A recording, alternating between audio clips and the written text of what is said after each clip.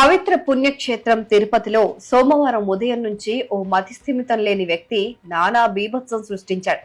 అతని ఆగడాలతో నంది సర్కిల్, కపిలతీర్థం మార్గం వైపు వెళ్లాలంటేనే భక్తులు, స్థానికులు భయపడే పరిస్థితి వచ్చింది. రోడ్డు వెంట వెళ్లే పాదచారులపైన, యాచకులపైన, వచ్చిపోయే వాహనాలపైన రాళ్లు రువ్వాడు. ఈ క్రమంలో పలువురికి గాయాలయ్యాయి. ఓ యాచకుడి తలకు తీవ్ర గాయం కావటంతో చికిత్స పొందుతూ ప్రాణాలు వదిలాడు.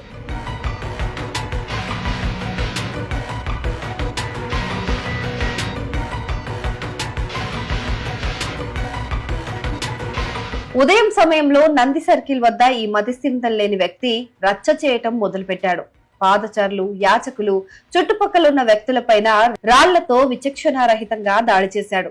ఈ దాడిలో 10 మందికి పైగా గాయపడ్డారు. ఒక వ్యక్తి పరిస్థితి విషమంగా ఉండటంతో స్థానికులు వెంటనే 108 కి కాల్ చేశారు. అంబులెన్స్ సిబ్బంది క్షతగాత్రుడిని తిరుపతి రుయా ఆసుపత్రికి తరలించారు. నంది సర్కిల్ వద్ద దాడి చేసిన తర్వాత ఆ మతిస్థిమితం లేని వ్యక్తి కపిలతీర్థం మార్గం వైపు వెళ్లాడు. అక్కడే ఒక యాచకుడిని రాయితో కొట్టి దారుణంగా హత్య చేశాడు.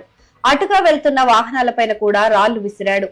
భక్తులకు, ముఖ్యంగా అటువైపుగా వెళ్తున్న మహిళలకు ప్రమాదం జరిగితే పరిస్థితి ఏంటని స్థానికులు అలిపిరి పోలీసులను నిలదీశారు.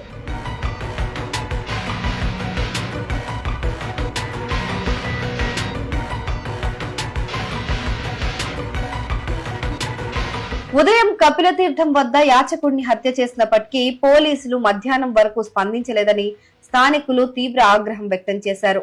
పోలీసులు ఇంత ఆలస్యం చేస్తే ఎలా అని ప్రశ్నిస్తూ వారి నిర్లక్ష్యం పైన మండిపడ్డారు. నేపథ్యంలో అలిపిరి పోలీసులు అప్రమత్తమయ్యారు.